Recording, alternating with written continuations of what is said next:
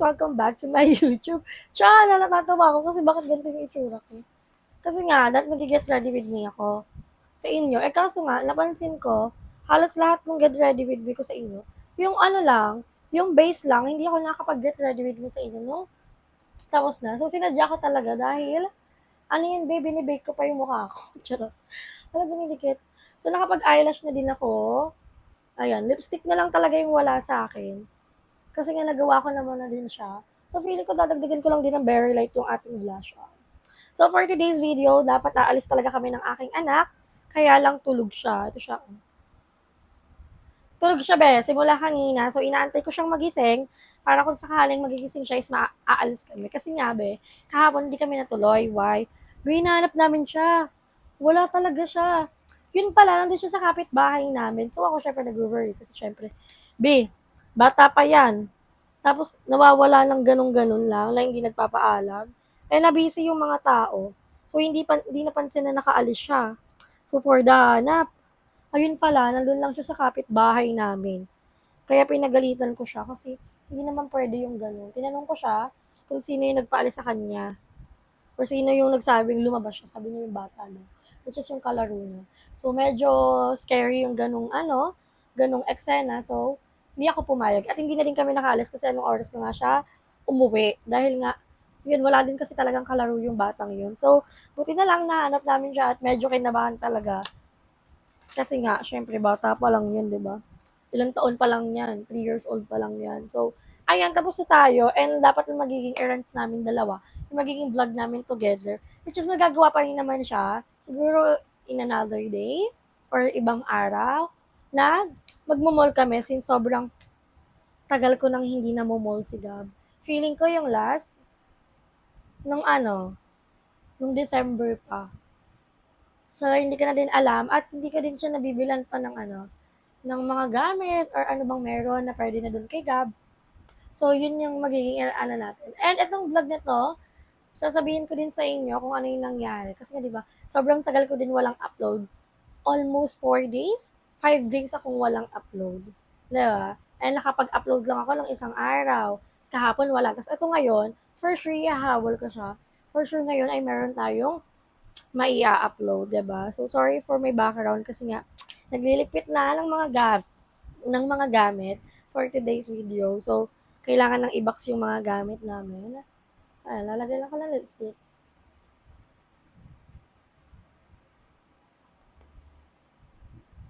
So, mamaya mag-outfit check tayo. Diba? Nasiya na talaga ako mag-makeup. Pero ba, yung makeup ko yung isa lang. Walang ibang look. Ganon. So, dadalhin ko tong bag na to. Itong maliit na bag lang. Kasi, wala naman ako masyadong dadalhin. So, itong bag na to, tanggalin natin yung mga laman. So, dadala tayo ng lipstick. Hindi na kasi ako nagpa-powder, be, pag after nung mag-makeup, hindi na. So, meron tayo ditong lipstick dalawa. Tapos, yung ginagamit nating perfume is from Zara pa din. Walang takip, from Zara pa din, and ayan na lang siya, be. So, konti na lang siya, and meron pa akong Victoria's Secret. So far, yun yung mga gift na natanggap ko, and I love it since mahilig ako sa perfume. So, wala na, yung salamin ko na lang. Pala yung salamin ko. So, ayun, nagbago din na tayo ng salamin. And, kung mapapansin nyo, may tube siya na inner. Kita ko yung kalat eh. Kasi nakahiga nga siya. May inner bag kasi hindi kaya, hindi makikita yung loob. Wala naman makikita sa loob. I mean, kailangan ko mag-tube, which is dapat white. Since nasa labahan, or hindi ko makita yung white yung white kong, tawag dito, yung white kong, kaya ko to, yung tube na white. Hindi ko makita, so, pinili ko na lang yung black. Medyo hindi naman siya nakikita pag tumayo. Mamaya, mag-outfit check tayo. So, ipapakita ko sa inyo yung ating final look. Hintayin niyo ako and i-update ko kayo once na tapos na ako.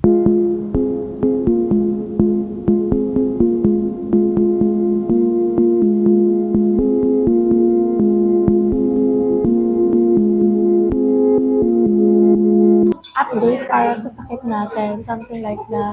Doon ulit ako pumuntang coffee shop kasi bet na bet ko yung mga non-coffee nila since hindi nga tayo pwede ng coffee base. So, naka-base lang ako lagi sa non-coffee. O kaya, magpa-fruit shake ako. And every time na yun, lagi yung nakala sugar. Kasi syempre, bawal sa atin yung sobrang tabi. So, lahat ng food na meron ako dito, I have waffle, meron akong rice bowl, meron akong chocolate bits. Lahat lang to ay may approval ng aking doktor. So, nakita niyo naman yung ating outfit. The design is very tita. Ayun, kakain lang tayo kasi namiss ko na din namang lumabas ng bahay. Hindi na kasi ako lumalabas. Sobrang nananatili lang talaga ako sa bahay. Kaya nga dapat, nung aayos kami, dapat pupunta kami ng SM ni Dad. Kaso nga, hindi natuloy since tawag dito, natulog siya. So, hinayaan ko na lang siya matulog. Kumbaga parang, it's me time. Hindi. Ngayon lang ako ulit nakalabas. Para akong nakakulong ng isang buwan. Kahit wala pa naman ako isang linggo na lumalabas.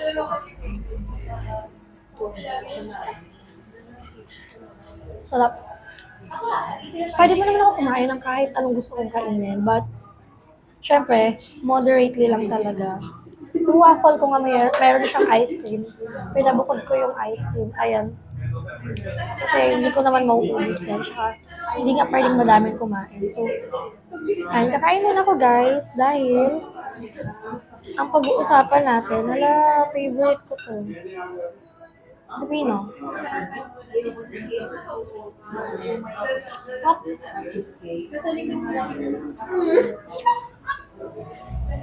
So far, kung ikukumpara yung pagkain ko dati,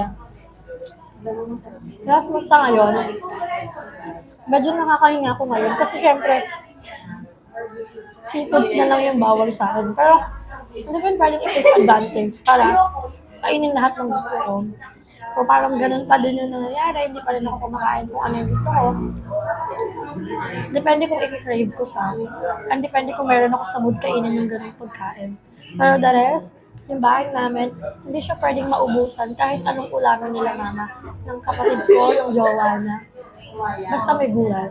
So everyday, ayun, may iba't ibang gulay na niluluto si mama.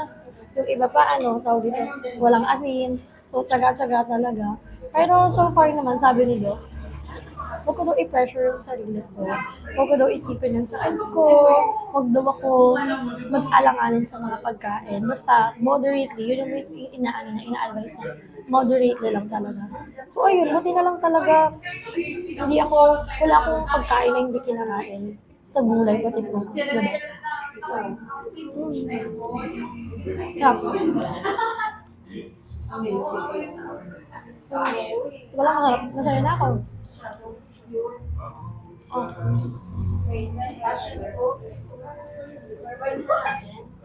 Tapos alam mo ba?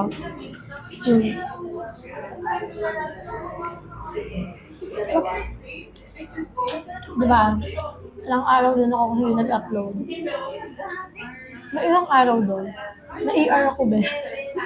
So, nawalan ako ng malay that time. Kasi nga, nag-iinom ako ng gamot. So, medyo mataas din naman yung dosage na iniinom ng gamot ko. Basta, kailangan mo sundin inumin yung gamot mo. Walang tamang oras, pero may tamang, ang tawag mo? Basta morning and evening ko siya iniinom. So, iniinom ko naman siya, kaso nga, syempre ngayon, nakukonfuse kasi ako sa pagkain ko. So, kung kailan pwede kang kumain ng moderately, doon naman ako na-stress. Kasi nga, ang feeling ko, lahat ng kakainin ko bawal. Tapos yun, di ba naalala niyo, sabi nga ni Doc, once na nag-react yung gamot, kailangan mo siyang itigil sa pag-inom. And then, mag-1 week ko siyang iniinom, tawag dito, nag-react siya. So ayun, back na naman sa situation na iyak ako ng iyak kasi feeling ko walang progress, ginagawa ko naman yung lahat, pero parang hindi pa rin siya enough. So, nag-self-pity, nag-overthink lang ako, and ayun, tuloy-tuloy siyang ganun yung nangyayari. So, back to, gabi na umiiyak palagi, ganyan. Kasi syempre ayoko naman nang isipin na nag-iinarte, gano'n. Ayoko din naman isipin na totoo naman yung sinasabi ng mga taong nakapaligid sa akin na walang ibang tutulong sa'yo, hindi yung sarili mo. Totoo naman yun. Mm. Oh,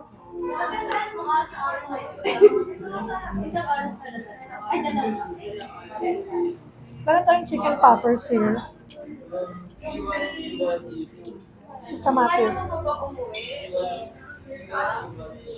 Tapos yun, after ng ganong eksena, naiisip ko na naman siya ulit. Kala ko okay na. Kala ko tanggap ko na. Kaso hindi pa rin pala talaga. I mean, yung hyperthyroidism, yung walang ibang bagay. So yun, kala ko tanggap ko na, yung pala hindi pa din. Ayun. Bakit ko nililibang yung sarili? Kailangan ko ulit mag-vlog. Kasi nga itong mga nakaraan, napansin ko din yun.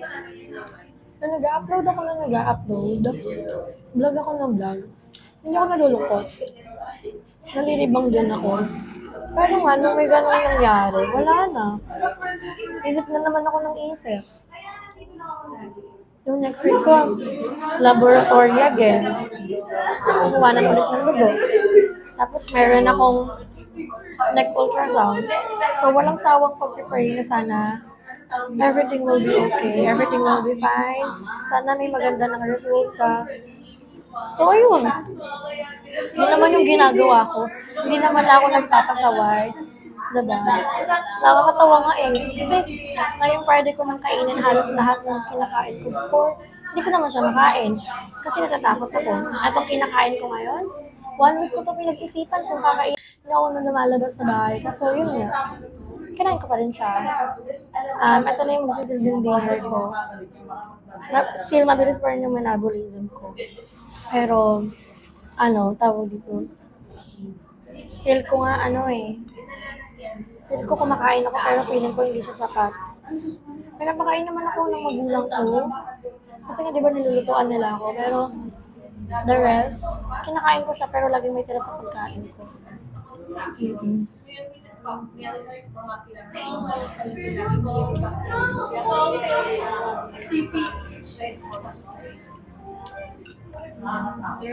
So guys,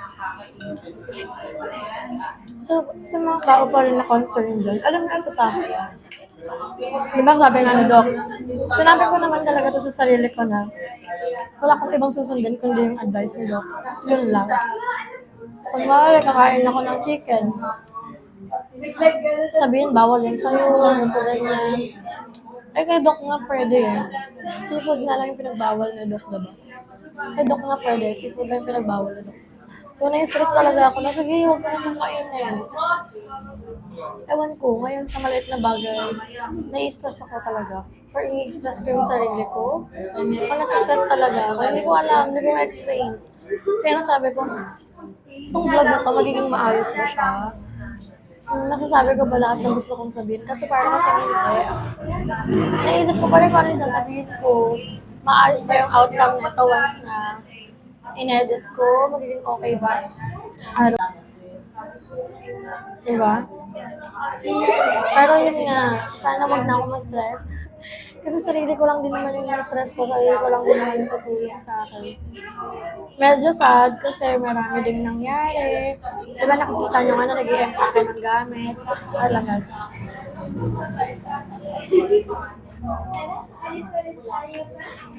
Diba? Hindi ko lang masabi sa inyo ng buo, pero ayun, kahapyaw-hapyaw na nag-empake ng gamit. So, kumbaga parang nung time na hindi ko na nililibang yung sarili ko, yun naman yung time na nagsunod-sunod ng mga nangyari. So, iisipin ko na naman, ano yung gagawin ko, diba? Mahirap kaya. Lalo na pag alam mo naman wala ko yung pakialam kung ano yung magiging address ko or what. Pero sobrang hirap na wala kang permanent house talaga. So ako iniisip ko, hanggang kailan kaya kami lilipat ng bahay?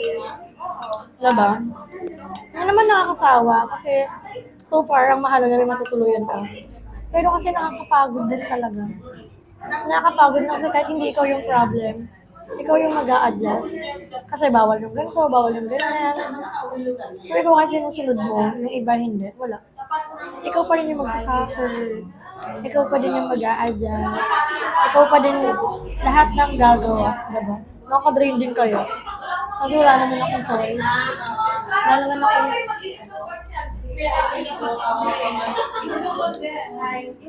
Wala naman akong magagawa.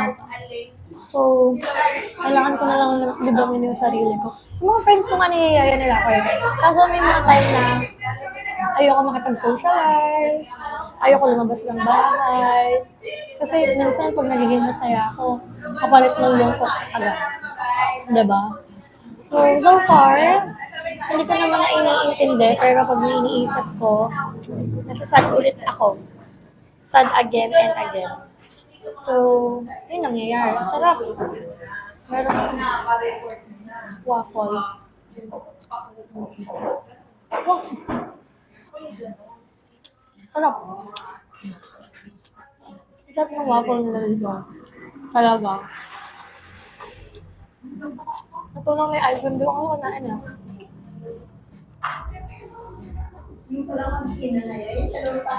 Sarap.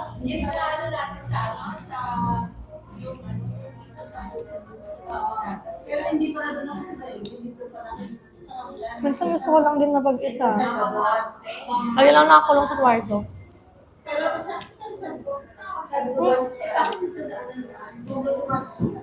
Sarap.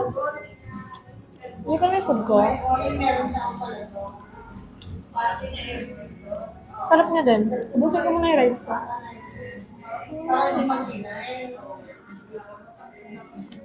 Sarap kumain.